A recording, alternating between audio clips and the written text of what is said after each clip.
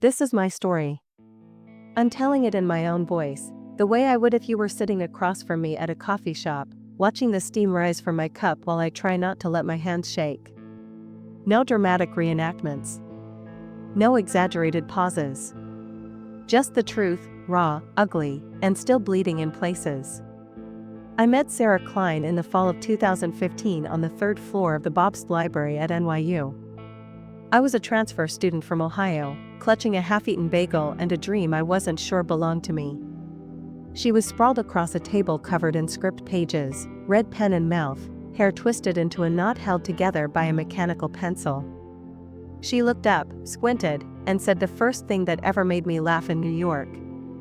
"You're definitely not from here. I can smell the cornfields."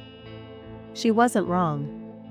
I grew up in a town where the biggest event of the year was the county fair's demolition derby. Sarah grew up in a penthouse on the Upper East Side, summered in the Hamptons, and could quote The Godfather in her sleep.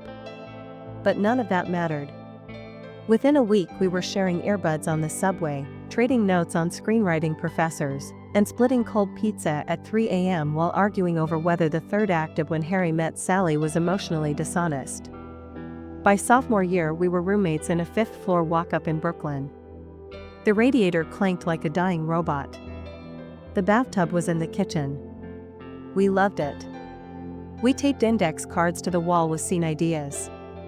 We filmed our first short film on a borrowed Canon and a $12 fog machine from Party City. We won a student award. We cried in the bathroom of the Dolby Theater because we couldn't believe our names were on the screen. That same year, Sarah dragged me to a Columbia grad mixer. I was wearing a thrift store blazer 2 sizes too big and nursing a flat beer when I saw him. Tall. Dark hair curling at the collar. Tweed jacket that screamed "I read primary sources for fun." He was in the middle of a heated debate about whether Casablanca was wartime propaganda. I couldn't help myself. I walked over and said, "Rick Blaine is chaotic neutral and you can't change my mind." He laughed, a real, startled laugh, and bought me a drink. His name was Daniel Whitmore. PhD candidate in history. Specializing in World War II espionage networks. He could quote entire OSS memos from memory and still knew the lyrics to every song on 1989. Sarah leaned over and whispered, "Marry him before someone else does." I didn't marry him that night. But 3 months later I brought him home for Thanksgiving. My mom cried when he helped her carve the turkey. My dad asked if he knew anything about the Battle of the Bulge.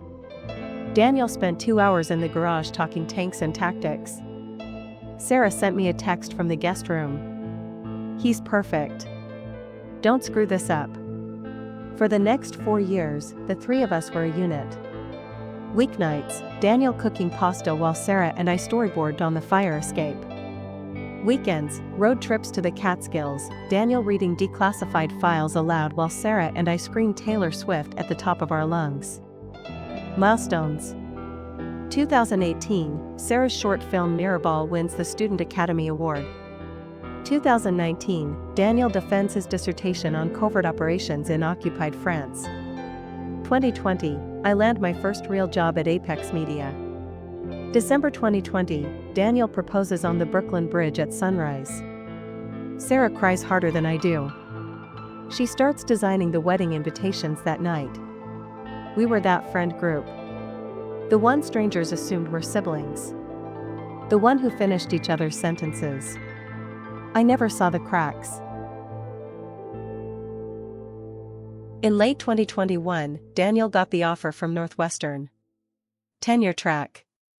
Chicago. A dream job. He sat me down on our couch, the one with the duct tape patch on the arm, and said, "It's just 1 year. Then you transfer. Apex has a Chicago office."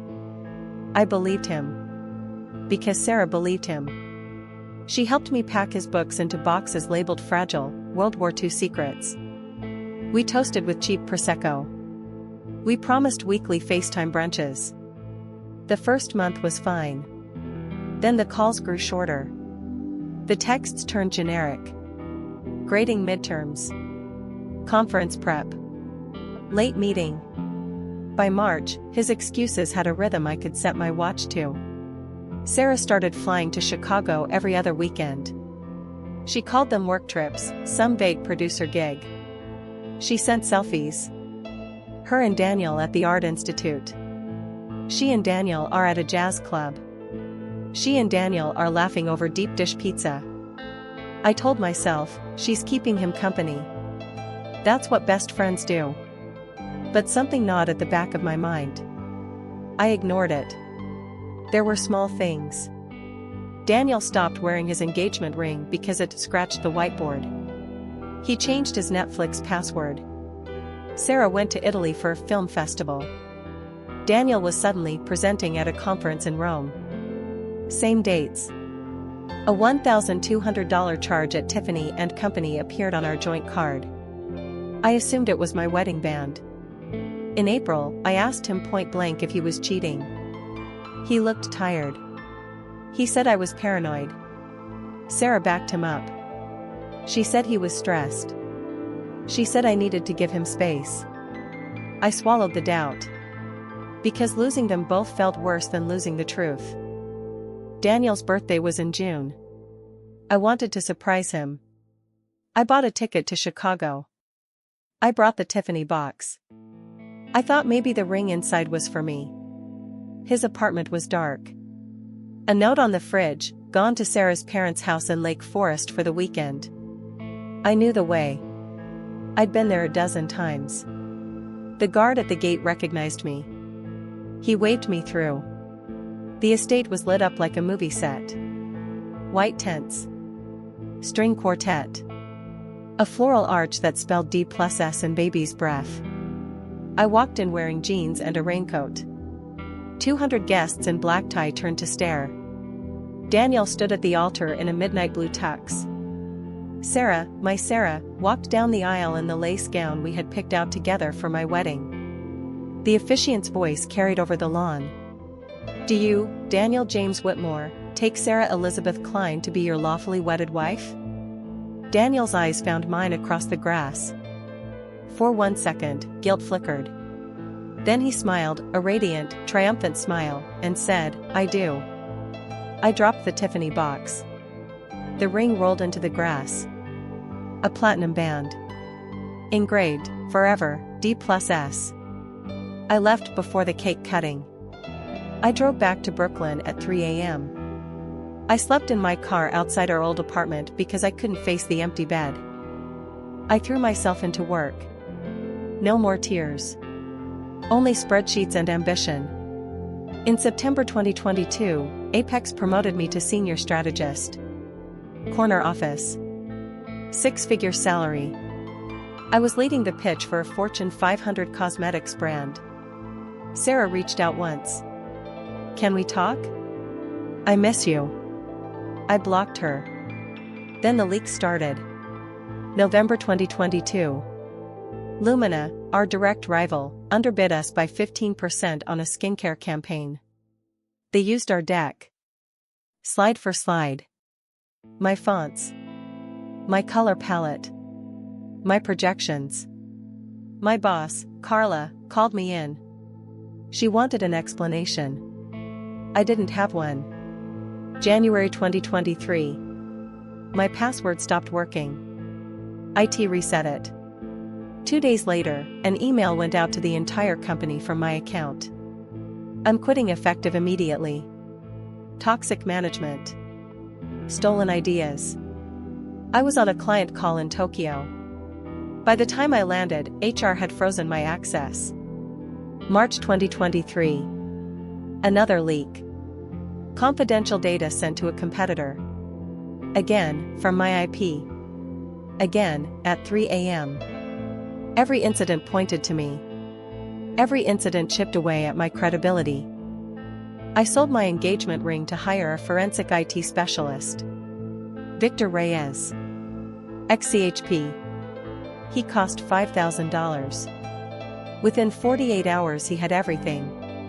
Marriage certificate, Daniel James Whitmore and Sarah Elizabeth Klein, June 18, 2022. Joint bank account, $180,000 in deposits from a Lumina shell company. Email chain, Sarah to Daniel, October 15, 2023. Deck is ready. Send at 3 a.m. her time. She'll be asleep. Daniel, Lumina wired the bonus. After this, we're set for life. The email that destroyed my career, the one that told the client to fire Apex and hire Lumina, was sent from a coffee shop in Lake Forest, Illinois. On Daniel's old MacBook. At 3:12 a.m. my time. I flew to Chicago. I showed up at their Lincoln Park brownstone. Sarah opened the door in yoga pants, green juice in hand. Daniel froze behind her.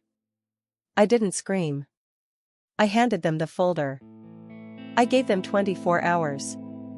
Confess to Apex and Lumina, or I go public. Sarah laughed, a nervous, brittle sound. Then she cried. Daniel went white. They confessed. October 28, 2023. Apex and Lumina issued a joint press release. Isolated incident of corporate espionage by former employees. November 1, 2023. Daniel was fired from Northwestern. Tenure revoked. November 3, 2023. Sarah's production company dissolved. Investors pulled out. November 15, 2023. I was reinstated at Apex. Promoted to VP. I bought the bookstore in Red Hook where Daniel and I were supposed to get married. I turned it into a co-working space for women in media. I named it the Phoenix Collective. Sarah lives in a one-bedroom in Evanston. Daniel teaches adjunct at a community college for $35,000 a year. Their marriage lasted 11 months. I still have the Tiffany ring. I melted it down. I had it forged into a key. It opens the front door of the Phoenix. Every time a new member walks in, I tell them, betrayal doesn't end you. It ignites you. If you've been betrayed by someone you loved, leave it in the comments. Subscribe to Family Betrayal Files.